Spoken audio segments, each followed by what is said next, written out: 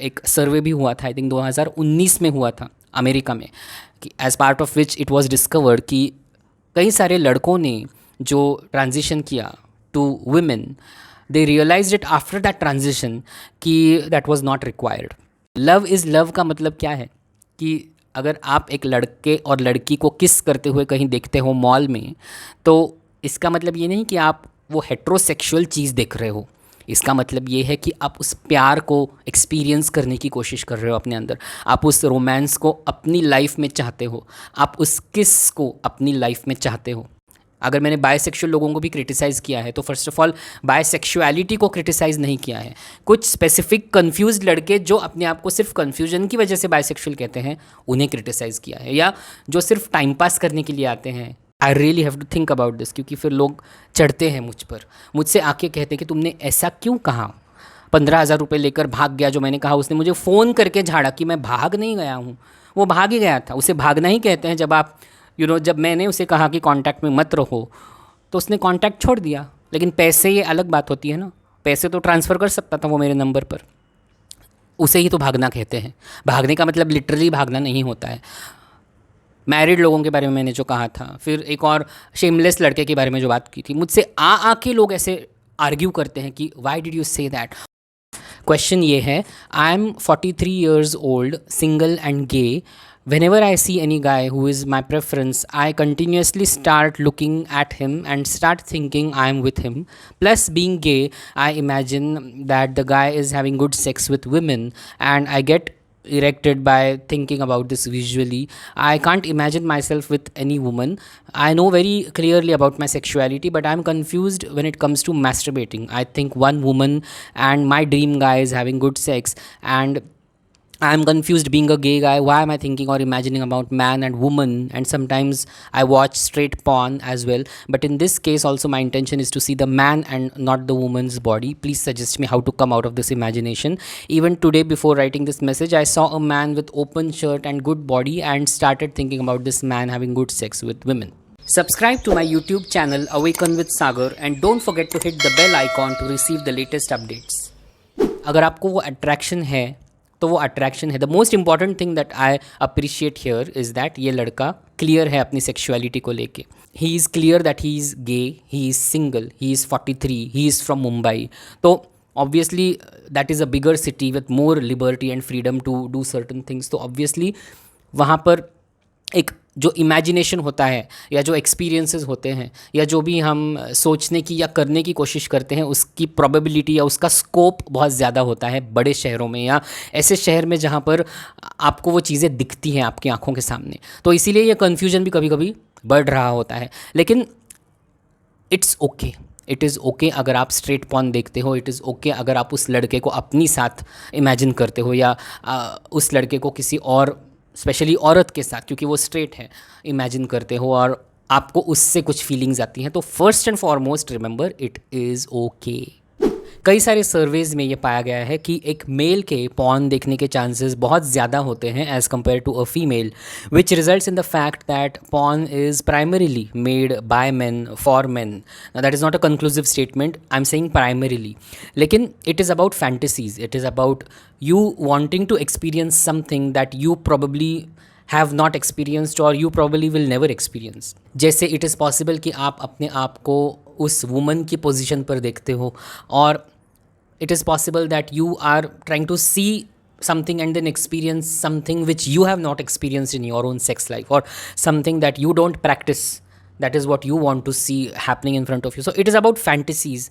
It is not something that you can clearly put into words and then उसके definitions बना के कि this is how it is, this is how it is supposed to be. It's the human mind, isn't it? कई बार हम अपने boundaries के बाहर जाके कुछ चीज़ें एक्सप्लोर करके अपने आप को वो एक्सपीरियंसेस देना चाहते हैं, which is why we watch certain content which we know that we are never going to experience in our own lives as well. So आप अपने आप को एक्सपीरियंसेस देने के लिए जो कुछ भी देख रहे हो, तो the only thing that you need to ask yourself is whether I am happy, whether I am enjoying watching what I am enjoy. See आजकल क्या हो गया है ना, हम सारी चीज़ों को बहुत ही ऐसे क्योंकि सोशल मीडिया की वजह से ना बहुत सारी इन्फॉर्मेशन मिलती है और बहुत सारी टर्मिनोलॉजीज़ भी क्रिएट की है इस नए जनरेशन ने, तो जितना ज़्यादा होता है उतना ज़्यादा कन्फ्यूजन भी होता है। जैसे हम किसी परफ्यूम की दुकान में जाते हैं और बहुत सारे परफ्यूम्स टेस्ट करते हैं, तो कन्फ्यूजन और भी बढ़ता है, और एक पॉइंट के बाद तो सारे परफ्यूम्स एक जैसे ही स्मेल करने लगते हैं। तो ज़रूरी नहीं कि गे और स्ट्रेट, उन दोनों के थोड़ा सा एक बीच में भी कुछ चीज़ें होती हैं। What is gay? What is gay? Gay is not just me wanting to have sex with a same sex person, right? कि आई एम अ मेल और मुझे मेल के साथ सिर्फ सोना है या सेक्स करना है तो मैं गे हूँ। It's not just that, that is probably the manifestation, वो एक रिज़ल्ट है आपकी फीलिंग्स का। लेकिन गे होने का मतलब है कि आपके अंदर जो चल रही हैं चीज़ें, माइंड के अंदर, आपकी एनर्जी के अंदर, आपकी सोच के अंदर, that is where your gayness is defined, isn't it? हर एक व्यक्ति के अंदर मैस्कुलिन एनर्जी और फेमिनाइन एनर्जी होती है। वो परसेंटेज वेरी करता है फ्रॉम पर्सन टू पर्सन। किसी लड़के के अंदर बहुत सारी फेमिनाइन एनर्जी हो सकती है, किसी लड़की के अंदर बहुत सारी मैस्कुलिन एनर्जी हो सकती है। इसका मतलब ये नहीं कि हर एक फेमिनाइन लड़का गे होता है या हर एक मैस्कुलिन लड़की लेस्बियन होती है। अगर आप गे हो और आप कुछ हेट्रोसेक्सुअल चीज़ देखते हो या स्ट्रेट चीज़ देखते हो, तो इसका मतलब ये नहीं कि आप कुछ गलत कर रहे हो। आप उसमें भी कहीं ना कहीं एक होमोसेक्सुअल चीज़ एक्सट्रैक्ट या उसका एक इसेंस एक्सट्रैक्ट करने की कोशिश कर रहे हो, इज़न्ट इट? जैसे मैंने भी मेरे कमिंग आउट वीडियो में कहा था कि सुन सहवा सुन प्यार की धुन, मैंने तुझे चुन लिया तू भी मुझे चुन। या मैं हीरो हीरोइंस को जब देखता था 90s में, तब ऑफकोर्स 90s था वो, तब की सोच ही ऐसी थी कि अगर मैं लड़के की तरफ अट्रैक्ट हो रहा हूँ तो मेरी मम्मी कहती थी कि तुम जो चिट्ठियाँ लिखते हो तुम लड़की बनने की कोशिश कर रहे हो। तो मुझे तो समझ में नहीं आती थी वो चीज़, लेकिन बहुत लेट मुझे अपनी लाइफ में ये समझ में आई चीज़ कि लड़के को अपनी तरफ आकर्षित या अट्रैक्ट करने के लिए मुझे लड़की बनना ज़रूरी नहीं है। अगर मुझे अपनी लाइफ में एक सेम सेक्स पार्टनर चाहिए, मतलब एक गे लड़का चाहिए, तो एक गे लड़का लड़के की तरफ ही अट्रैक्ट होगा, इज़न्ट इट? तो मुझे एक अच्छा लड़का बनना पड़ेगा, ना कि एक अच्छी लड़की। आपने जो पूछा था कि how to come out of this confusion, there is no confusion, it is perfectly fine. अगर आप गे हो और स्ट्रेट पॉर्न की तरफ अट्रैक्ट होते हो तो it is fine, it is perfectly fine. क्योंकि जैसे मैंने कहा, आप उसमें भी कहीं ना कहीं अपनी फीलिंग्स को सेटिस्फाई कर रहे होते हो। अगर आपके अंदर हेटेरोसेक्सुअलिटी है ही नहीं तो इट इज़ फाइन, आप उस हेट्रोसेक्सुअल चीज़ की तरफ अट्रैक्ट होगे ही नहीं कभी, राइट? जैसे क्या आप दो लड़कियों को इंटीमेट होते हुए देख सकते हो?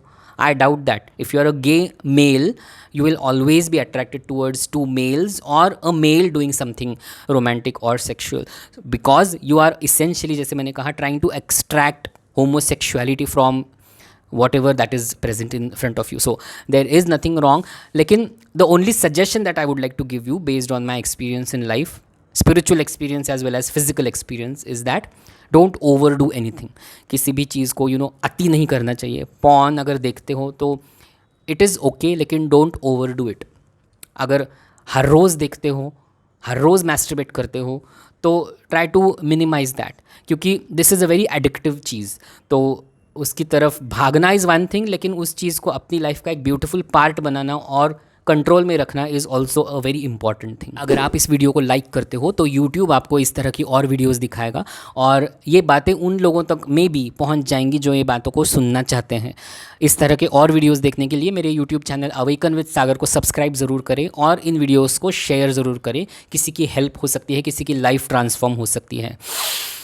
सी, अपनी लाइफ को बिल्ड करना चाहिए, अपनी लाइफ को सिंपल रखना चाहिए, इन द सेंस बहुत ज़्यादा डीप, कॉम्प्लेक्स, इंटेंस होने की ज़रूरत नहीं है लाइफ में। अपने आप को लाइट रखना चाहिए, लाइफ को भी सिंपल और लाइट रखना चाहिए। एक स्टेटमेंट कॉन्टेक्स्ट से बाहर निकाल के तुमने ऐसे क्यों कहा सागर, ऐसे अगर आर्ग्यूमेंट्स करने आओगे मेरे साथ तो यहाँ से आपको आर्ग्यूमेंट्स मिलेंगी ही नहीं। अगर आप कहोगे 2 + 2 = 5, I would be okay, perfectly fine, good for you, be happy, leave me alone.